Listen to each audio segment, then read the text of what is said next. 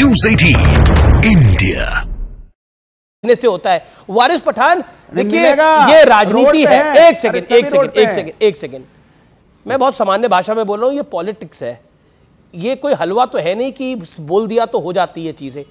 हम पॉलिटिकली कुछ चीजों को होते हुए देख रहे हैं, उसको ऑब्जर्व कर रहे हैं, और अगर पार्टी के कोई नेता छोड़ के जा रहे हैं तो कोई ये सामान्य बात नहीं होती।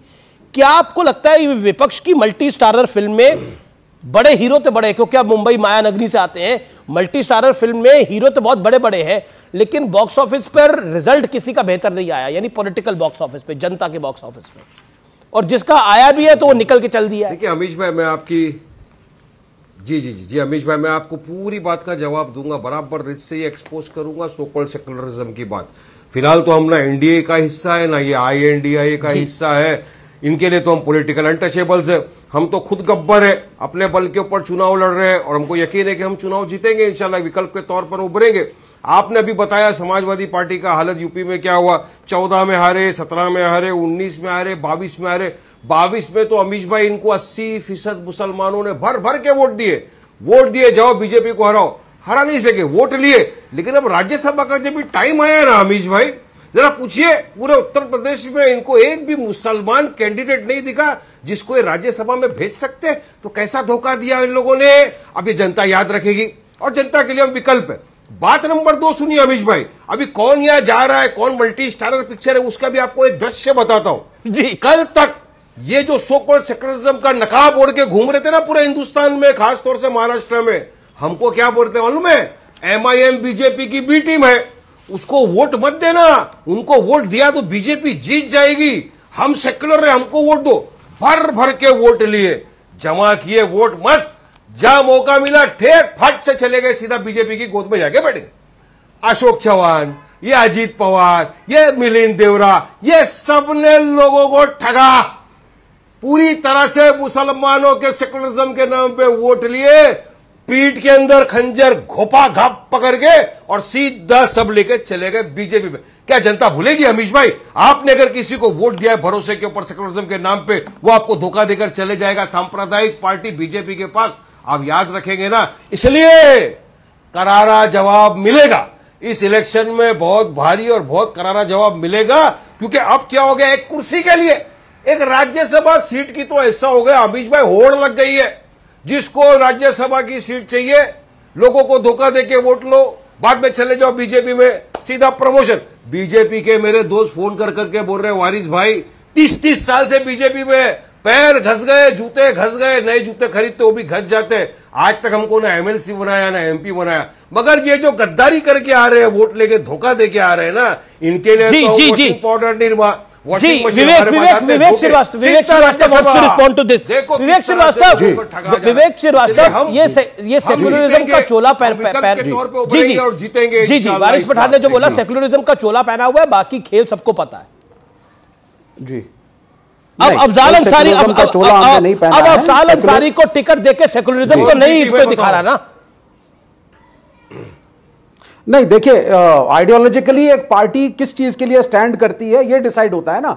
अगर मान लीजिए अशोक चौहान चले जाते हैं, या कोई और नेता कांग्रेस छोड़ देता है, या कोई और पार्टी को छोड़ करके बीजेपी ज्वाइन कर लेता है व्यक्तिगत लालच के लिए, राज्यसभा की सीट के लिए, तो आप उसको पार्टी आइडियोलॉजी से कंफ्यूज ना करें। Party ideologies are very clear कि हम बीजेपी के हिंदुत्व और हिंदू राष्ट्र के कॉन्सेप्ट के खिलाफ है। तो अफजाल अंसारी के साथ है, तो अफजाल अंसारी के साथ है, एंड वी आर वेरी नहीं तो इंडिया अलायंस अफजाल अंसारी के साथ है, बदरुद्दीन अजमल के साथ है, बंगाल के गद्दी फुरफुरा शरीफ के गद्दी नशीन के साथ है। ये सेक्युलरिज्म का माल का है? बिल्कुल नहीं, बिल्कुल नहीं। और ओवैसी कट्टरवादी है, ओवैसी खराब है। नहीं, हम बी टीम है। अब कौन बी टीम निकला, असली पूरा देश देख रहा है। श्रीवास्तव जी कौन बी टीम है, बता दो, आज बता दो, 1 मिनट क्लैरिफाई करने दीजिए, आज बता दो, लोगों को बता दो बी टीम कौन है आज। शरीफ के गद्दी नशीन, अगर फुरफुरा शरीफ के गद्दी नशीन कॉमन मिनिमम प्रोग्राम को लेफ्ट और कांग्रेस के एक्सेप्ट करते हैं, साइन करते हैं, एग्री करते हैं और हमारे टर्म्स एंड कंडीशंस पे आते हैं, ऑल आर वेलकम, ओवैसी साहब भी वेलकम है। लेकिन कोई वो बात नहीं है। लेकिन अगर खड़े होने से सेकुलरिज्म हार्म होता है ये हिंदुत्व की फोर्सेस जो इतना सारा डैमेज कर रही हैं कंट्री के एजुकेशन को, कॉन्स्टिट्यूशन कैसे हार्म होता है? एक मिनट में कैसा हार्म होता है? हमारे खड़े से कैसा सेक्टर में चाहते हैं कि हम बीजेपी को हराए? 30 सेकंड सुनिए, अभी इन्होंने कहा कि हमारी वजह से सेक्युलर हार्म होता है। कैसे हार्म होता है? चलिए बताइए। हम तो पहले दिन से बोल रहे हैं कि हमारा मेन मंशा, इरादा, इंटेंशन एक है कि हम बीजेपी को हराएं और ये इंश्योर करें कि मोदी जी तीसरे टर्म का प्राइम मिनिस्टर नहीं बने। तो इससे आपको हार्म होता है? मतलब आप चाहते हो कि मोदी तीसरा टर्म भी प्राइम मिनिस्टर बने, आप चाहते हो कि बीजेपी जीते, इसलिए आप बात को अपने साथ नहीं लेते, क्योंकि आप असल बी टीम हो। आप चले गए वहां पे, अरे हमारा वोट लेके चले गए आप लोग, मुसलमानों का वोट सेक्युलरिज्म के नाम पे लिया। क्या बात करते हो? नहीं क्या आंकड़े श्रीवास्तव जी, आप तो पढ़े लिखे आदमी हो, सज्जन आदमी हो, बिल्कुल नहीं, मत बोलो, झूठ नहीं बोलो, गलत नेताओं को कोर्ट करके पार्टी आइडियोलॉजी अरे मुसलमान एमएलए कर सकते हैं। श्रीवास्तव जी अगर कोई क्वेश्चन कर रहा है मोदी को, समाजवादी पार्टी आरजेडी है। विवेक बोल रहे हैं, पहले विवेक 10 सेकंड बड़ी क्लियर सी बात है वारिस भाई, आप गलत कह रहे हैं। अगर कुछ लोग धोखा देके क्रॉस ओवर कर रहे हैं, it is their personal agenda. हम Congress, left, Samajwadi party committed है, हम कमिटेड है सेक्युलर कॉन्स्टिट्यूशन को। 10 सेकंड दो, हम बीजेपी 10 सेकंड तो मैं आपको बता दूं क्या बोला। कांग्रेस का सिटिंग एमएलए, सुनिए श्रीवास्तव जी, सुनिए 10 सेकंड। कांग्रेस का सिटिंग एमएलए जिसका पिता 48 साल कांग्रेस में रहा, मिनिस्टर बना, इंदिरा गांधी से काम किया, राजीव गांधी के साथ काम किया, सोनिया गांधी के साथ काम किया, सबके साथ काम किया, उसने प्रेस कॉन्फ्रेंस बोला, जीशान सिद्दीकी ने खड़े रहकर कि कांग्रेस एंटी मुसलमान है, मुसलमान होना कांग्रेस में गुनाह हो गए। अरे इतना ही नहीं, जीशान सिद्दीकी ने बोला कि राहुल गांधी की टीम मेरे मोटापे का मजाक उड़ाती थी, मुझे कहती थी पतला हो तो आया भारत जोड़ो यात्रा में। वो कांग्रेस नहीं सुन लीजिए, मैं जस्टिफाई कर देता हूं। वो कांग्रेस जो नॉन मुस्लिम नेता मोटे नहीं है क्या?